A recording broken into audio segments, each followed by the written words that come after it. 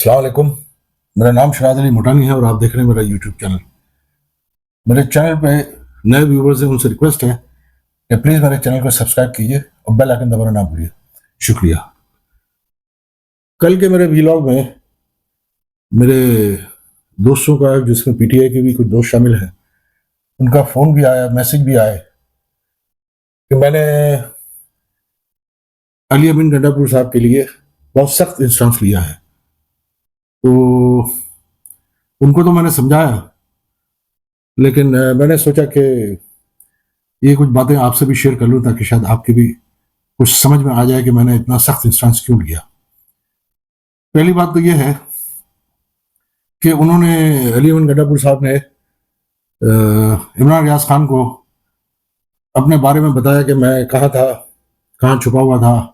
بقول ان کے کہ میں جو چوکیاں بنی ہوتی ہیں اس کے اوپر چھت پہ میں چھپا ہوا تھا، اور اس کے بعد جو ہے میرے کپڑے چینج کروایا کسی نے، کوئی صاحب تھے جو ان کی ہیلپ کر رہے تھے، اور میری گاڑی کا انتظام کیا، اور میں پھر کنکر یا پتھر مار کے میں جو ہے اس گاڑی کو روکا، اس میں بیٹھا اور پہاڑیاں عبور کی، اور پھر 12 ضلع عبور کر کے اور پہاڑیاں اترا اور 12 ضلع عبور کر کے میں کے پی کے پہنچا ہوں.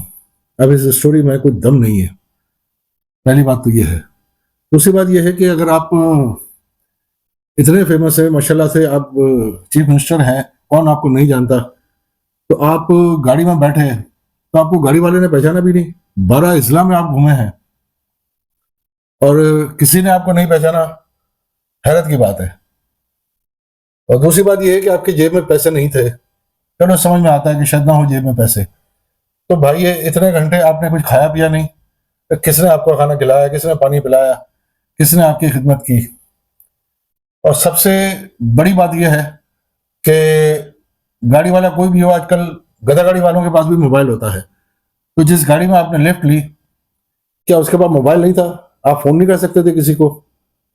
اور دوسری بات یہ ہے کہ آپ کے پی کے ہاؤس سے خیبر پختونخوا کی طرف جانے کے بجائے آپ ڈی چوک آ جاتے، جہاں آپ کا قافلہ تھا، ان کے ساتھ ملتے اور ان کے ساتھ خیبر پختونخوا جاتے. تو یہ ساری چیزیں اس بات کی طرف نشاندہی کر رہی ہے کہ یہ کہانی جھوٹی ہے. اس کہانی میں کچھ سچ نہیں ہے، کچھ ہے جو وہ چھپا رہے ہیں. اور بہت سے میڈیا پرسنز ہیں جو پرانے اور بڑے اچھے صحافی ہیں، انہوں نے اس بات کو کھول کے رکھ دیا کہ یہ کہاں تھے. نصرت جاوید ایک بڑے پرانے صحافی ہیں اور نون لیگ کے قریب ہیں. انہوں نے 5 گھنٹے پہلے علی امین گنڈا پور صاحب کے پی کے اسمبلی پہنچنے سے 5 گھنٹے پہلے ایک ٹویٹ کر دیا تھا کہ 5 گھنٹوں کے اندر علی امین گنڈا پور اگر کے پی کے اسمبلی کی جو کاروائی ہے اس میں پہنچ جائے تو کیسا، یعنی انہیں کیسے معلوم یہ بات. اور پھر بہت سے صحافیوں نے بہت سارے کلیم کیے ہیں کہ آپ کہاں کہاں تھے، کس کے مہمان تھے. میں ابھی اس تفصیل میں نہیں جا رہا، لیکن بہتر یہ ہوگا کہ آپ سچ بول دیں.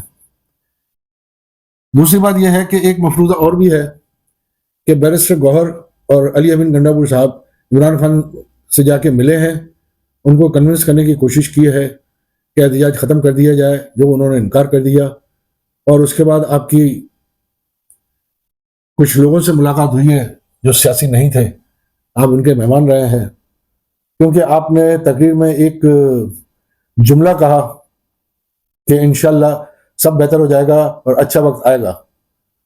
یعنی آپ تو یہ کلیم کر رہے ہیں، جبکہ آپ کے واپس آنے کے بعد مصیبتوں کا پہاڑ ٹوٹ پڑا پی ٹی آئی پہ. سب سے پہلا مسئلہ، عمران خان صاحب کو قید تنہائی میں ڈال دیا گیا، یعنی کوئی وکیل، کوئی رشتہ دار، کوئی بھی ان سے مل نہیں سکتا. 19 تاریخ تک وہ قید تنہائی میں ہے. 18 تاریخ تک، 19 تاریخ کو ان کی ملاقات ہوگی جب کیس لگے گا 19 تاریخ کا. اور دوسری بات یہ ہے کہ ان کی بہنیں دونوں گرفتار ہو گئی ہیں اور ان کو جیل کسٹڈی ہو گئی ہے، ان کا ریمانڈ لے لیا گیا ہے. اعظم سواتی صاحب بھی گرفتار ہو گئے ہیں، ان کا بھی ریمانڈ لے لیا گیا ہے.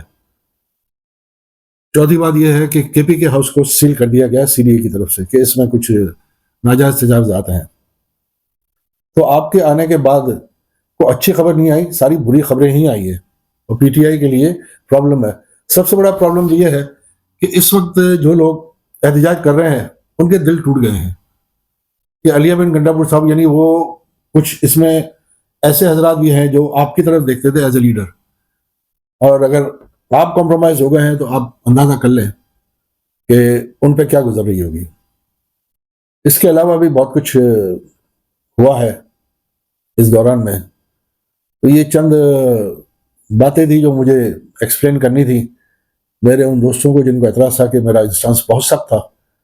میرا انسٹانس سخت نہیں تھا، یہ حقیقت پر مبنی تھا، اور اللہ نے چاہا تو وقت ثابت کر دے گا، یا تو یہ ہے کہ میری بات صحیح ہوگی، یا پھر وہ مفروضہ جو گھوم رہا ہے کہ بیرسٹر علی گوہر اور علی بن گنڈاپور صاحب نے عمران خان صاحب سے جا کے ملاقات کی، اور عمران خان نے ان کو شے دی ہے کہ آپ ایکٹنگ کریں کمپرومائز ہونے کی، تاکہ نون لیگ اور پی ڈی ایم کی دوسری جماعتیں ہمارے ایم این ایس تک نہ پہنچ سکیں، آپ صرف انہیں یہ لالچ دیتے رہیں کہ ہاں جی میں آپ کے ساتھ ہوں، ایم این ایس کو لے کے آؤں گا، اور این وقت پہ جو ہے آپ مکر جائیں، آپ لے کے نہ جائیں۔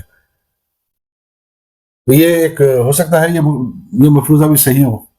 اور دوسری بات یہ ہے کہ چند خبریں اور گردش کر رہی ہیں کہ چیف جسٹس قاضی فائز احسان صاحب نے کچھ صحافیوں کو جو ان کے من پسند صحافی ہیں ان سے کہا ہے کہ میں ایکسٹینشن لینا نہیں چاہتا، اس وجہ سے کہ جو نیا مسودہ پیپلز پارٹی نے مولانا فضل الرحمان کو دیا ہے اس میں چیف جسٹس کی ایکسٹینشن ختم کر دی گئی ہے، ملٹری کورٹ ختم کر دی گئی ہے، آرٹیکل 8 جس میں بنیادی حقوق ہے وہ بھی ختم کر دیا گیا، اس پہ نہیں ہوگا۔ اور خبریں یہ بھی گردش کر رہی ہیں کہ اس میں نون لیگ کو دھچکا لگے گا، کیونکہ یہ ڈیل مولانا فضل الرحمان اور پیپلز پارٹی کے درمیان ہوگی، جس میں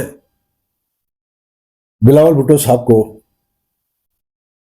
پرائم منسٹر بنایا جائے گا شہباز شریف کی جگہ، اور آصف زرداری صاحب اسٹیپ ڈاؤن کر جائیں گے کیونکہ ان کی طبیعت بھی صحیح نہیں رہتی، ان کی جگہ مولانا فضل الرحمان پاکستان کے نئے صدر بنیں گے، جو ان کی بہت سالوں سے ایک دیرینہ خواہش ہے۔ تو یہ چند بری خبریں بھی ہیں، چند اچھی خبریں بھی ہیں اس میں، کیونکہ بنیادی طور پہ احتجاج جو ہو رہا تھا پی ٹی آئی کی طرف سے وہ اس بات پہ ہو رہا تھا کہ اس ترمیم میں بہت سی ایسی شکیں ہیں جو لوگوں کے لیے تکلیف دہ ہے، نقصان دہ ہے۔ تو اب دیکھیے کیا ہوتا ہے۔ جیسے منصور علی شاہ صاحب نے بھی کچھ گرین سگنل دیا ہے اپنے چند جاننے والے صحافیوں کو کہ شاید ان کا بھی نوٹیفیکیشن اسی ہفتے میں نکل آئے گا۔ دیکھیے کیا ہوتا ہے، جو ہو اس ملک کے لیے بہتر ہو۔ تھینک یو ویری مچ، اللہ حافظ۔